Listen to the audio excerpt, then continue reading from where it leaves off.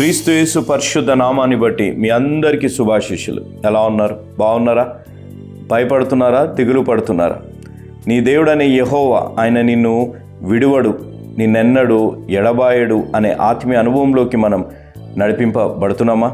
ఇంత గొప్ప ఆత్మీయ సత్యాన్ని మనం తెలుసుకోవాలి అంటే రక్షణ సువార్త విని రక్షణ పొందాలి.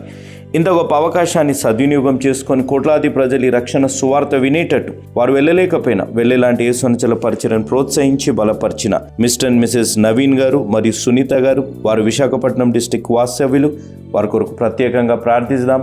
కృపా సత్య సంపూర్ణుడైన దేవా, జీవం కలిగిన మా దేవా, ఎంతైనా నమ్మదగిన దేవుడివి, ఎంతైనా గొప్ప దేవుడివి తండ్రి. మా జీవితాల్లో మా తోడుండే దేవుడివి, మమ్మల్ని విడివని ఎడబాయని దేవుడివి తండ్రి. మేము భయపడకూడదు, మేము దిగులు పడకూడదని మా తోడు ఎల్లప్పుడూ ఉండే దేవుడుగా ఉన్నందుకు మీకు స్తుతులు స్తోత్రాలు మేము చెల్లించుకుంటున్నాం తండ్రి. నవీన్ గారిని, సునీత గారిని మీరు దీవించి ఆశీర్వదించండి ప్రభువా. వారి జీవితాల్లో ఉన్న ప్రతి హృదయవాంఛనని మీరు నెరవేర్చమని మేము బ్రతిమలాడుతున్నాం తండ్రి. ప్రాముఖ్యంగా ఈ దంపతులు ప్రభువా, సునీత గారికి కలిగిన ఫస్ట్ శాలరీలో దేవుని సువార్త వినపడాలని కలిగిన ఒక గొప్ప మనస్సును బట్టి, దాతృత్వమైన హృదయాన్ని బట్టి మీకు స్తుతులు స్తోత్రాలు ప్రభువా. ఫస్ట్ శాలరీ వస్తే పార్టీలు చేయాలి అనే ఆలోచన కలిగిన తరంలో మేమున్నాం, కానీ ఈ తరంలో కూడా సునీతమ్మ గారికి, నవీన్ గారికి ఇచ్చిన గొప్ప మనసును బట్టి మీకు స్తుతులు స్తోత్రాలు ప్రభువా. వారి జీవితాల్లో ఉన్న ప్రతి వాంఛను నెరవేర్చండి. నవీన్ గారి తల్లిదండ్రులు ప్రభువా, నతానిల్ గారు, ఆశ గారికి మంచి ఆరోగ్యం కొరకే, నవీన్ గారి సహోదరుడు ప్రభువా కిరణ్ కుమార్ మంచి భవిష్యత్తు కొరకే మేము ప్రార్థిస్తున్నాం తండ్రి. వీరి జీవితాల్లో ఉన్న ప్రతి సమస్య నుంచి వీరికి విడుదల దయచేయండి. ఇంకా పెండింగ్ ఏవేవైతున్నాయో అవన్నీ వారి జీవితాలు అనుగ్రహింపబడలా ఉన్న సహాయపడమని మేము వేడుకుంటున్నాం తండ్రి. ప్రభువా, నవీన్ గారికి, కుటుంబానికి, ఈరోజు ఈ వాక్యం వింటున్న ప్రతి బిడ్డకి ప్రభువా, ప్రాముఖ్యంగా ఈ వాక్యం విని రక్షణ తీర్మానం తీసుకోబోతున్న బిడ్డలకి మీ ద్వారా ప్రేరేపింపబడి ఇస్తున్న వాగ్దానం, ఆజ్ఞ, సూక్తి తండ్రి. భయపడకుడి, వారిని చూచి దిగులు పడకుడి, నీతో కూడా వచ్చువాడు నీ దేవుడైన యెహోవాయే, ఆయన నిన్ను విడువడు, నిన్ను ఎడబాయడు. ద్వితీయోపదేశకాండం 31వ అధ్యాయం 6వ వచనం ఆజ్ఞ. భయపడకుడి, దిగులు పడకుడి. ద్వితీయోపదేశకాండం 31వ అధ్యాయం 6వ వచనం సూక్తి. డెవిల్ యొక్క గొప్ప అబద్ధాలలో ఒకటి సంతృప్తికరమైన జీవితానికి మార్గం ఒకరి స్వీయ కోసమే జీవించడమే. తండ్రి, ఈ సూక్తి మా జీవితాల్లో ఒక ఆత్మీయ మేల్కొల్పు తెచ్చి ఈ ఆజ్ఞానుసారంగా జీవించి వాగ్దానం మా జీవితాల్లో స్వతంత్రించుకునే ఆత్మీయ అనుభవంలోకి నన్ను, మమ్మల్ని మీరు నడిపించి బలపరిచి దీవించమని మేము వేడుకుంటూ తండ్రి, ఈ వాక్యం వింటున్న ప్రతి బిడ్డని, ఈరోజు రక్షణ తీర్మానం తీసుకోబోతున్న బిడ్డలని ప్రభువా, ఈ కుటుంబాన్ని తల్లిదండ్రులుగా నవీన్ గారి తల్లిదండ్రులుగా ఉన్న నతానిల్, ఆశ గారిని, నవీన్ గారి తోబుట్టు కిరణ్ కుమార్ గారిని ప్రభువా, ఈరోజు ఒక గొప్ప దాతృత్వమైన హృదయం కలిగిన ఈ దంపతులు నవీన్ గారిని, సునీత గారిని ప్రభువా, మీరు నిండుగా మెండుగా దీవించి వారి జీవితాల్లో ఉన్న వాంఛ మీరు నెరవేర్చి ఈ సంవత్సరంలో ప్రభువా వారిని సంతానంతో దీవించమని యేసు నామమున అడిగి వేడుకుంటున్నాము తండ్రి. ఆమేన్. ఎంతైనా నమ్మదగిన దేవుడుగా మా జీవితాల్లో ఉన్నందుకు మీకు స్తుతులు స్తోత్రాలు చెల్లించుకుంటున్నాము తండ్రి. మేము అపనమ్మకంగా జీవించిన మీరు నమ్మదగిన దేవుడుగా ఉన్నందుకు మీకు ఎంతో వందనాలు తండ్రి. మేము ప్రేమకి పాత్రులం కానప్పటికీ, కృపకి పాత్రులం కానప్పటికీ ప్రభువా, మీ ప్రేమతోని మమ్మల్ని ప్రేమిస్తూ అనేక మార్లు మా జీవితాల్లో దుఃఖాన్ని అనుభవించాం, నిట్టూర్పులు విడిచాము ప్రభువా. మా నిట్టూర్పులలో, మా దుఃఖంలో మా తోడై ఉన్న దేవుడుగా ఉన్నందుకు మీకు ఎంతో వందనాలు ప్రభువా. ఎన్నో మార్లు మీ నామానికి అపకీర్తి తెచ్చే విధంగా, మిమ్మల్ని బాధ పెట్టే విధంగా మా జీవితాలు ఉన్నప్పటికీ ప్రభువా, మా తోడుండి మమ్మల్ని బలపరిచినందుకు మీకు ఎంతో వందనాలు చెల్లించుకుంటున్నాం. నా అన్నవారు నా సొంత వారే ప్రభువా, మమ్మల్ని కన్నీరు కార్చేటట్టు చేసినప్పటికీ మా కన్నీరుని తుడిచే దేవుడుగా ఉన్నందుకు మీకు స్తుతులు స్తోత్రాలు చెల్లించుకుంటున్నాం ప్రభువా. మా ప్రార్థనలు ఆలస్యమైన, మా ప్రార్థనలు ప్రభువా కొన్ని మార్లు ప్రభువా మీరు ఆలస్యం చేసినప్పటికీ దాని వెనుకున్న మర్మాన్ని మాకు బయలుపరుస్తున్నందుకు మీకు స్తుతులు స్తోత్రాలు చెల్లించుకుంటున్నాం. అనేక మార్లు ప్రభువా మా జీవితాలు ఎంతో ఒంటరితనాన్ని అనుభవించాం, కానీ ప్రభువా నేను నీ తోడై ఉన్నాను, నేను నిన్ను మర్చే దేవుణ్ణి కాదు, నేను నిన్ను విడిచే దేవుణ్ణి కాదని మమ్మల్ని బలపరిచినందుకు మీకు స్తుతులు స్తోత్రాలు చెల్లించుకుంటున్నాం ప్రభువా. మా తోడు నిలబడి మా వెన్నంటనే ఉండి బలపరిచి నడిపించిన దేవుడుగా ఉన్నందుకు మీకు స్తుతులు స్తోత్రాలు. ఈ వాక్యాన్ని నేను బోధించబోతుండగా తండ్రి నాతో మాట్లాడండి, నా ద్వారా మాట్లాడండి. ఏ ఒక వ్యర్థమైన మాట నేను మాట్లాడకుండా ప్రతి మాట మీకు మహిమార్థంగా ఉండలాగున మీరు సహాయపడి బలపరచమని మేము వేడుకుంటున్నాము తండ్రి. ప్రభువా, మీరు వారి హృదయాలని తట్టండి, మీరు మాట్లాడండి. మీరు మాట్లాడి వాక్యాన్ని ఆలకించే ఆత్మీయ అనుభవంలోకి ప్రతి బిడ్డని మీరు నడిపించి బలపరచమని వేడుకుంటూ తిరిగి రానున్న యేసుక్రీస్తు పునరుద్ధానుడైన యేసుక్రీస్తు అతి పరిశుద్ధమైన నామమున అడిగి వేడుకుంటున్నాము తండ్రి. ఆమేన్. దేవాతి దేవుడికి అత్యున్నతమైన నామాన్ని బట్టి మీ అందరికీ స్తుతులు స్తోత్రాలు. ఆ దేవాతి దేవుడికి నేను చెల్లించుకుంటున్నాను. దేవుడు ఇచ్చిన గొప్ప అవకాశాన్ని బట్టి దేవుడికి ఎంతో వందనాలు చెల్లించుకుంటున్నాను. ఇదే సమయంలో ఆ మహానుభావులు మా తండ్రి గారిని, జోషి అన్నగారిని నేను జ్ఞాపకం చేసుకుంటున్నాను. ఈరోజు దేవుడు నడిపింపులో దేవుడు నాకు ఇచ్చిన వాక్య అంశము ఏంటిదనగా క్రైస్టింగల్ అనే వర్డ్ నా వాక్య అంశం. క్రైస్టింగల్ అనే వర్డ్కి అర్థం అనగా దేవుడి లోకానికి వెలుగై ఉన్నాడు. Jesus is the light of this world అనే మాట యవన బిడ్డలకి తెలియజేయడానికి క్రైస్టింగల్ అనే వర్డ్ని ఇక్కడ వాడడం జరిగింది. తర్వాత కాలంలో వచ్చే వరకు ఇంగ్లాండ్ దేశం నుంచి ఆ విధంగా వచ్చే వరకు అందరూ తెలుసుకోవాలి దేవుడి లోకానికి వెలుగై ఉన్నారు అనేది తెలుసుకోవాలని ఒక గొప్ప ఉద్దేశంతో ఈ మాట వాడడము అనేది జరుగుతుంది. థియాలజికల్గా పరంగా గమనిస్తే క్రైస్టింగల్ అనే వర్డ్ జీసస్ ఈజ్ లైట్ అనే వర్డ్కి సాదృశ్యంగా ఉన్న విషయాన్ని మనం గమనించాలి. క్రిస్మస్ అనగా ప్రాముఖ్యమైనది వెలుగుకి సాదృశ్యంగా ఉన్నది అనేది మనం గ్రహించాలి. యేసు ప్రభువు వారు మొట్టమొదటిగా బైబిల్లో the officially recorded word what Jesus has said అనే మాట, దేవుడు పలికిన మొట్టమొదటి మాట బైబిల్లో ఏంటిది అనేది మనం గమనిస్తే నాతో పాటు ఆదికాండం మొదటి అధ్యాయం, ఆదికాండము మొదటి అధ్యాయం 3వ వచనం. దేవుడు వెలుగు కమ్మని పలకగా, and then God said let there be light, and God said let there be light. Yes, Christmas అనేది మనం గమనిస్తే Christmas is nothing but Christmas is about the light. Light అనే మాటకి సాదృశ్యంగా మనం గమనించాలి. దేవుడు మొట్టమొదటిగా పలికిన మాట, officially recorded word in the Bible, let there be light. దేవుడు లోకంలో వెలుగు కమ్మెను అనే మాట చెప్పబడింది. వెలుగు అనగా ఎవరు అనేది నాతో పాటు యోహాన్ గారు రాసిన మొదటి పత్రిక మొదటి అధ్యాయం 5వ వచనం. యోహాన్ గారు రాసిన మొదటి పత్రిక మొదటి అధ్యాయం 5వ వచనం. దేవుడు వెలుగై ఉన్నాడు అనే మాట గమనించాలి. God is light and there is no darkness in him at all అనే మాట ఇక్కడ మనం గమనించాలి. దేవుడు వెలుగై ఉన్నాడు. దేవుడు పలికిన మొట్టమొదటి మాట లోకంలో వెలుగు కమ్మి ఉండేను అనే మాట ఇక్కడ అనడం జరిగింది. కాబట్టి గమనిస్తూ వచ్చినప్పుడు అందరు క్యాండిల్స్ వాడి ఉన్నాం. The purpose of this candle, నేను ప్రాముఖ్యంగా ఇక్కడ ఉన్న వారు గమనించవలసింది ఏంటిదనగా ఈ క్యాండిల్కి ఉన్న ఒక ఉద్దేశం ఏంటి, దేని కొరకు ఈ క్యాండిల్ తయారు చేయబడింది అనేది గమనిస్తే ఈ క్యాండిల్ అనేది వెలుగు ఇవ్వడానికి తయారు చేయబడింది. ఈ క్యాండిల్ వెలుగు ఎలా ఇస్తుంది? This is not a wax cylinder. ఇది కేవలం ఒక సిలిండర్ రూపంలో ఉన్న ఒక వ్యాక్స్ కాదు కానీ, కొవ్వొత్తు కాదు కానీ, దీంట్లో ఉన్న ప్రాముఖ్యత ఏంటిదనగా దీని మధ్యలో ఉన్న ఒక తాడు చాలా ప్రాముఖ్యమైనది. ఈ క్యాండిల్కి మనిషి జీవితానికి కూడా ఎంతో ప్రాముఖ్యమైన పోలికలు ఉన్నాయి అనేది మనం గ్రహించాలి. ఎందుకనగా ఈ క్యాండిల్ కరుగుతుంది, మనిషి జీవితం కూడా దినదినము అనేది కరిగే పరిస్థితుల్లో వస్తుంది. ఈ మనిషి జీవితాన్ని ఈ క్యాండిల్ ఎప్పుడైతే మధ్యలో ఉన్న కొవ్వెత్తు ఉంటేనే, ఈ మధ్యలో ఉన్న తాడు ఉంటేనే ఈ క్యాండిల్కి ఎంతో విలువ ఉంటుంది. అదేవిధంగా మనిషి జీవితంలో క్రీస్తు ఉంటేనే మనిషి జీవితానికి కూడా విలువ ఉంటుంది అనేది మనం గ్రహించాలి. మన జీవితాల్లో ఇది చాలా ప్రాముఖ్యమైన విషయాన్ని మనం గ్రహించాలి. ఈ క్యాండిల్ మధ్యలో తాడు ఉంటేనే ఈ క్యాండిల్కి విలువ. మనిషి జీవితంలో క్రీస్తు ఉంటేనే మనిషికి విలువ అనేది మన జీవితాల్లో గ్రహించాలి. మీరు గమనిస్తే చిన్న కాలంలో 90 సంవత్సరాలలో అనగా 90స్లో పుట్టిన వారు, ఎర్లీ 2000స్లో పుట్టిన వారికి క్యాండిల్ ఒక విలువ తెలుసు మన ప్రాంతంలో.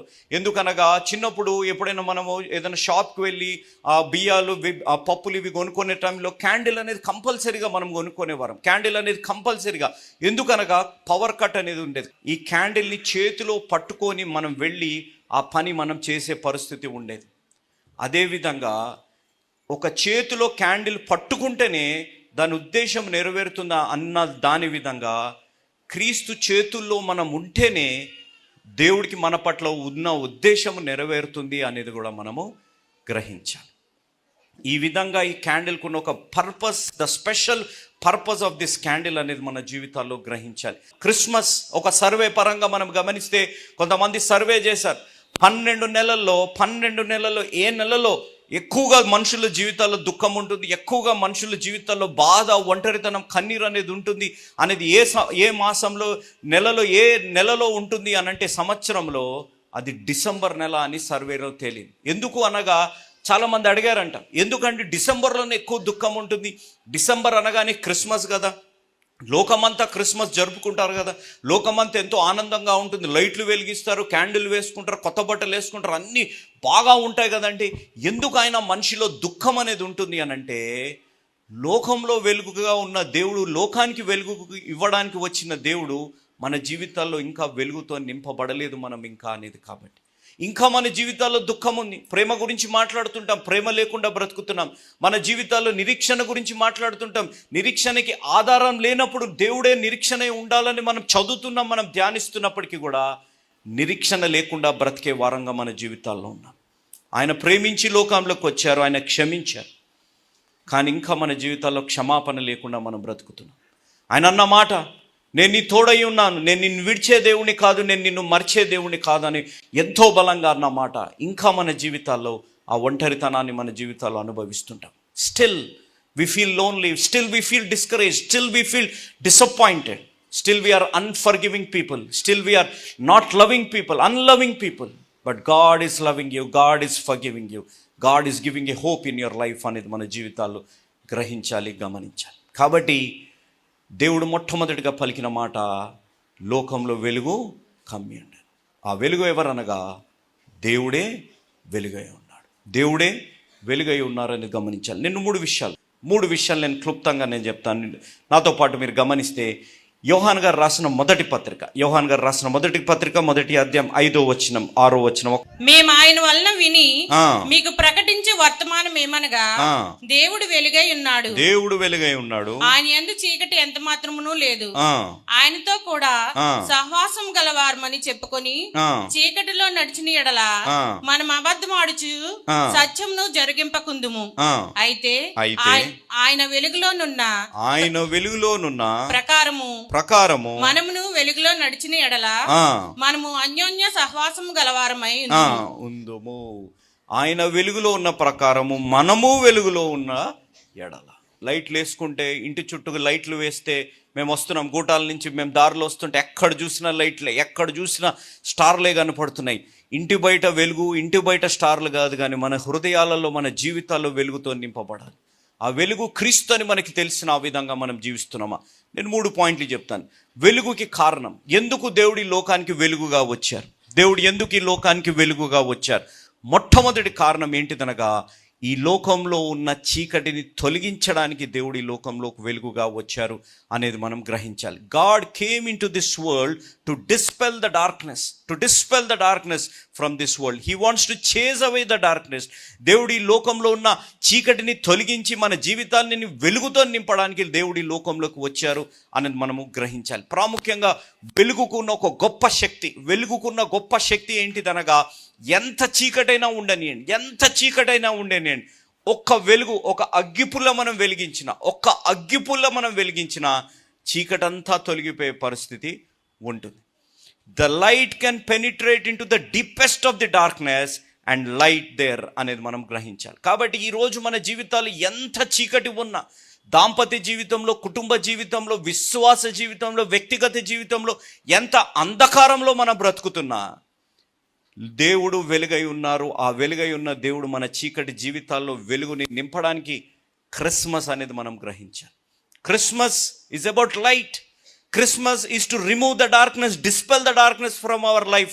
మన జీవితాల్లో ఉన్న చీకటిని తొలగించి వెలుగుతో నింపడానికి వచ్చిందే నిజమైన క్రిస్మస్ అనేది మన జీవితాల్లో గ్రహించాలి.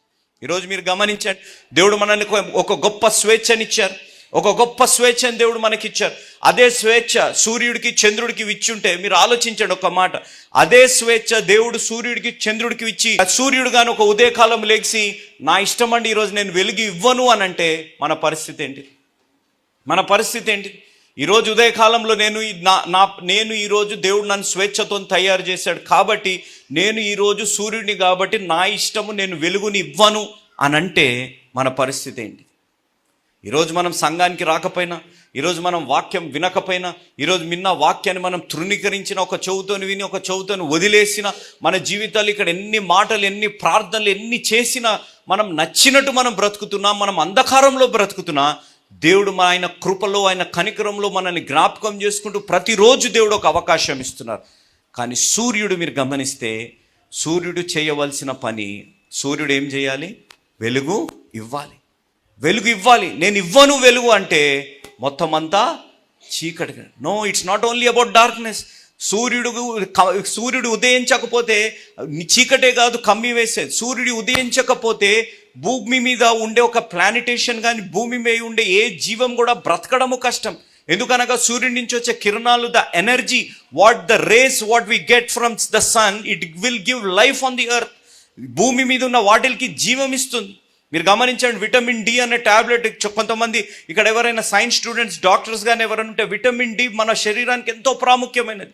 ఈ విటమిన్ డి అది సూర్యుడి నుంచే వస్తుంది. ఎవరైనా నూతనంగా పుట్టిన బిడ్డలకి ఎవరికైనా జాండీస్ వస్తే డాక్టర్లు చెప్పే మాట, ఉదయకాలం సూర్యుడి కిరణాలు బిడ్డకి తగిలేటట్టు చూడండి అని. ఎందుకనగా ఆ వెలుగుకి అంత శక్తి ఉంది. నేను చెప్పే మాట, సృష్టికే అంత శక్తి ఉంటే సృష్టికర్తకి ఎంత శక్తి ఉంది మీరు ఆలోచించాలి. ఆధ్యాత్మికంగా మనం గమనిస్తే, వెలుగులో మనం జీవిస్తుంటే ఏది నిజమైనదో ఏది అబద్ధమో అనేది ఎంతో కరెక్ట్గా మనకు తెలుస్తుంది. కానీ చీకటిలో మీరు గమనిస్తే అన్నీ సమానంగానే కనపడతాయి అనేది మనం గ్రహించాలి.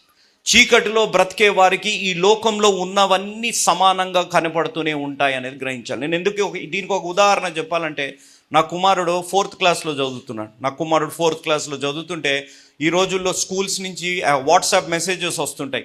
స్కూల్స్ నుంచి వాట్సాప్ మెసేజ్ వస్తుంటే, నా కుమారుడికి నవంబర్ మాసంలో, అక్టోబర్ మాసంలో ఒక ఫెస్టివల్ జరుపుతున్నారు. ఏంటిది ఫెస్టివల్ ఏంటంటే, హ్యాలోవిన్ అనే ఫెస్టివల్ జరుపుతున్నారు. హ్యాలోవిన్ అనే ఫెస్టివల్ అని అంటే, అది యూకేలో, నేను చదువుకున్న కాలంలో లండన్లో ఎక్కువగా జరిపేవారు. హ్యాలోవిన్ ఫెస్టివల్ అంటే ఏంటిది అనగా దెయ్యాల పండుగ.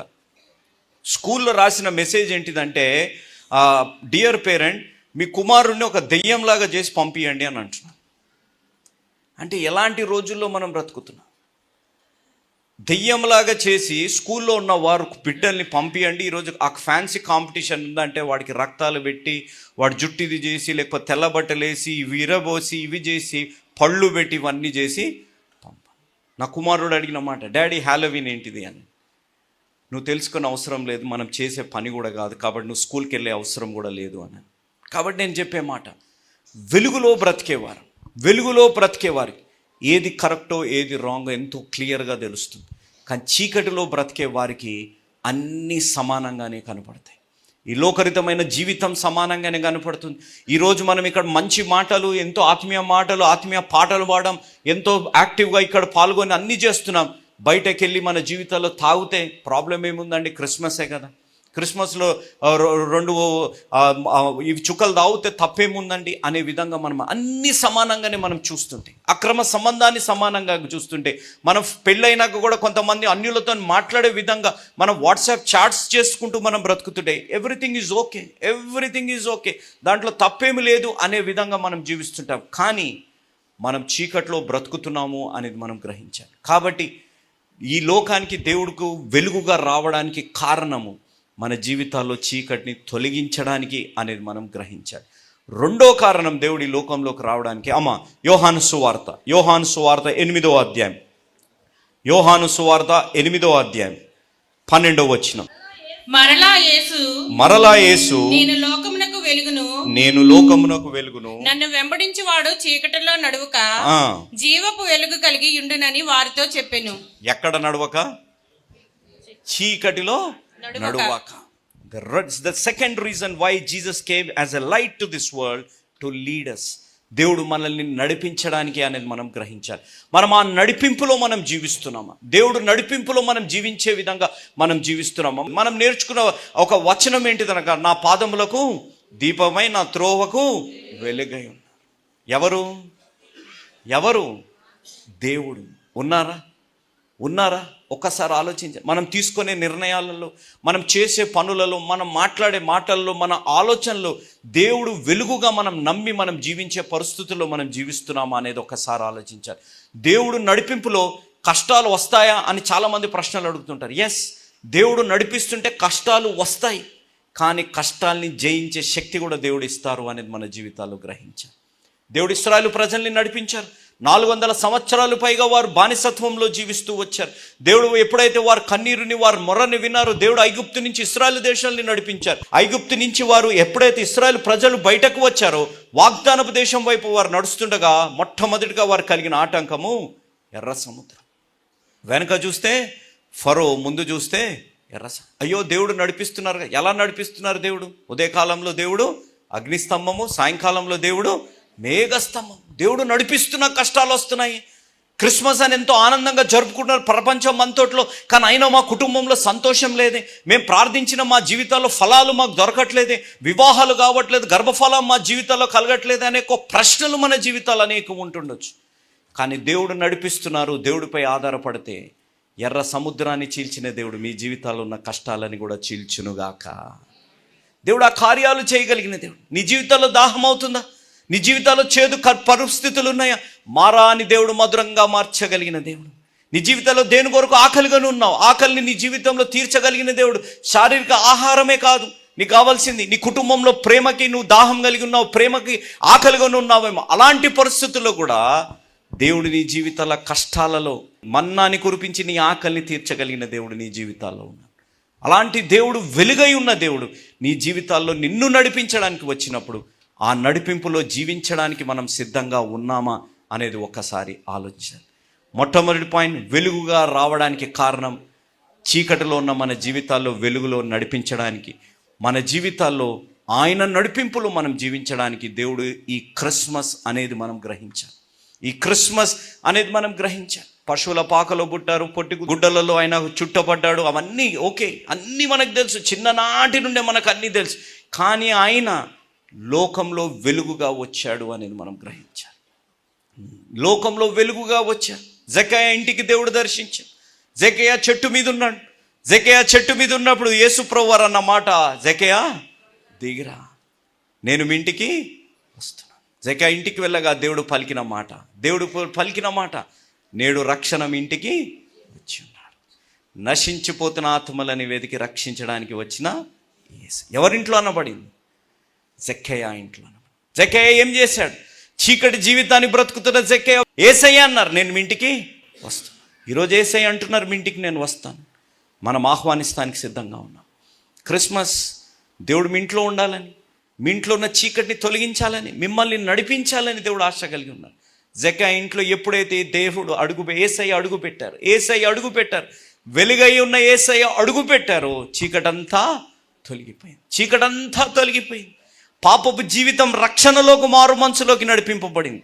ఆయన పాపాన్ని ఆయన ఒప్పుకున్నాడు. ఆయన చేసిన తప్పు పశ్చాత్తాపపడి ఆయన జీవితం రక్షణలోకి నడిపింపబడి పరిశుద్ధ మార్గంలో నడిపింపబడే విధంగా వెలుగు జక్కయ్యని నడిపించినట్టు మనం గమనించాం.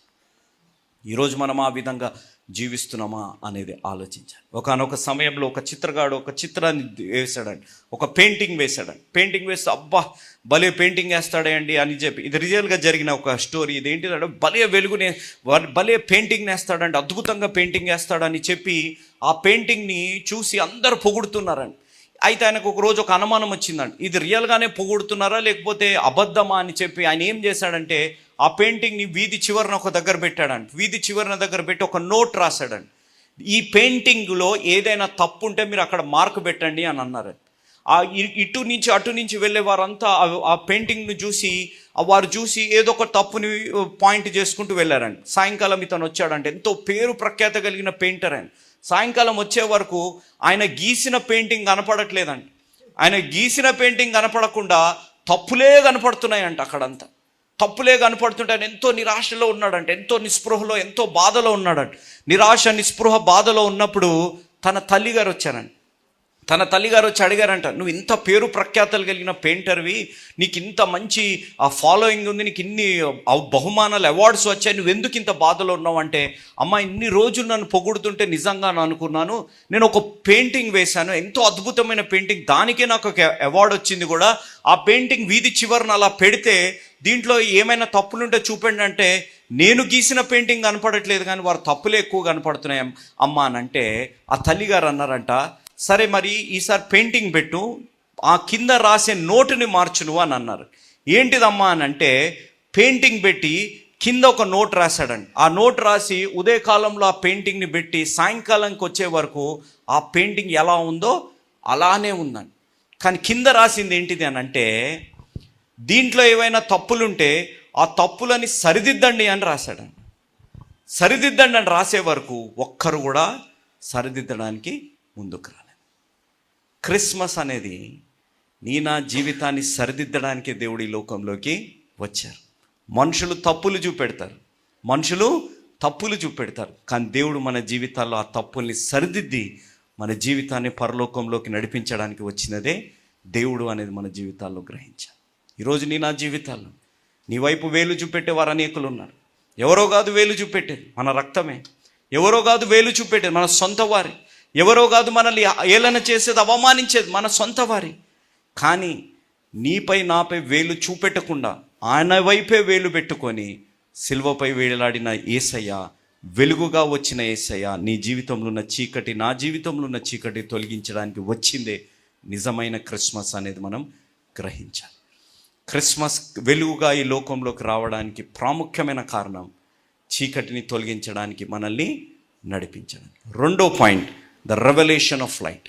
First point the reason of light, the second point the revolution of. ఏంటిది వెలుగు మన జీవితాల్లో బహిర్గతం చేసేది అనగా, యోహాను సువార్త 3వ అధ్యాయం, యోహాను సువార్త 3వ అధ్యాయం 19వ వచనం. వెలుగు లోకంలోనికి వచ్చిన గాని తమ క్రియలు చెడ్డవైనందున మనుషులు వెలుగును ప్రేమింపక చీకటినే ప్రేమించిరి. దుష్కార్యము చేయు ప్రతివాడు వెలుగును ద్వేషించును, తన క్రియలు దుష్క్రియలుగా కనబడకుండునట్లు వెలుగునొద్దకు రాడు. All who do evil hate the light and refuse to go near it, for fear their sins will be exposed. మీరు ఒక్క మాట ఇక్కడ గుర్తుపెట్టుకోవాలి, నేను చెప్పే మాట. మనము మన జీవితాన్ని ఎంతైనా కప్పవచ్చు, పాపపు జీవితాన్ని ఎంతైనా ముస్తాబు చేయొచ్చు, పాపపు జీవితాన్ని ఎన్ని కొత్త బట్టలతో మనం కవర్ చేసిన, మనం అంధకారంలో మనం బ్రతుకుతూ బయటకు మాత్రం మనం ఎంతో మంచివారుగా మనం కనపడే పరిస్థితుల్లో మనం జీవించిన, చీకటిలోకి ఎప్పుడైతే వెలుగు వస్తుందో చీకటి మాయము అయిపోతుంది. వెలుగు ముందు చీకటి ఎప్పుడు కూడా నిలబడలేదు అనేది మనం గ్రహించాలి. Darkness will not exist in front of light. చీకటి ఎప్పుడు కూడా వెలుగు ముందు నిలబడదు. అదేవిధంగా పాపము ఎప్పుడు దేవుని ముందు నిలబడదు అనేది మనం గ్రహించాలి. Praise the lord. మీ ముందుకు రావడానికి ఒక ప్రాముఖ్యమైన కారణం, మేము ఈ టీవీ పరిచర్యని ఎందుకు ప్రారంభించాం, ప్రాముఖ్యంగా తండ్రి అయిన నాన్నగారు, కీర్తిశేషులైన నాన్నగారు జోష్ అన్నగారు ఎందుకు ప్రారంభించారు అనేది వారి మాటల్లోనే విందాం. ఈ కార్యక్రమాన్ని నిర్వహించడానికి నేను ఎంతో ధైర్యం చేశాను అనే విషయాన్ని జ్ఞాపకం చేస్తున్నాను. డబ్బుండి కార్యక్రమాన్ని ప్రారంభించలేదు, నన్ను రక్షించి ఇంతవరకు పిలిచిన ప్రభు ఉన్నారు అని, తదుపరి విశ్వాసులైన మీరు ఉన్నారు అనే ధైర్యంతో ఈ కార్యక్రమాన్ని కొనసాగిస్తున్నాం. విన్నారు కదా, నాన్నగారు ఏ ధైర్యమైతే వారు చేసి టీవీ కార్యక్రమాలని ప్రారంభించారు, మన రక్షకుడైన యేసు ఉన్నారని, విశ్వాసులైన మీరు ఉన్నారనే ధైర్యంతోనే ఈ టీవీ కార్యక్రమాలని మేము కొనసాగిస్తున్నాం గత సంవత్సరాలుగా. ఇక ముందు కూడా మేము కొనసాగించాలి అని అంటే మీలో విశ్వాసులైన మీరు, ప్రేరేపింపబడ్డ వారు మీరు, వచనం వెంబడి వచ్చిన ధ్యానాలు జోషన్న గారివి, పాయింట్ వైజ్ ధ్యానాలు జాన్ స్పర్జన్ గారివి, హీరోస్ ఆఫ్ ది బైబిల్ అనే సిరీస్ ధ్యానాలు భక్త్ సింగ్ నావి కొనసాగేటట్టు మీరు ప్రేరేపింపబడితే, మీరు సహాయం చేసి మీరు నేరుగా నాతోని మాట్లాడవచ్చు. నాతో మాట్లాడి మాకు సహాయం చేయాలనేది నా మనవి. కాబట్టి మీరందరూ ఏ భారమైతే, సేవా భారమైతే నాన్నగారు గత 40 సంవత్సరాలుగా ముందుకు కొనసాగించారు. ఇప్పుడు యవనస్తులమైన మా అన్నగారు జాన్ స్పర్జన్ గారు మాపై ఉంది. కాబట్టి మీరు కూడా ఏ విధంగా నాన్నగారిని అయితే ప్రోత్సహించారు, నాన్నగారిని ఆదరించారు, మమ్మల్ని కూడా ఆ విధంగానే ప్రోత్సహించి ఆదరిస్తారని నమ్ముచు సెలవు తీసుకుంటున్నాను. దేవుడు మిమ్మల్ని దీవించి ఆశీర్వదించునుగాక. ఆమేన్.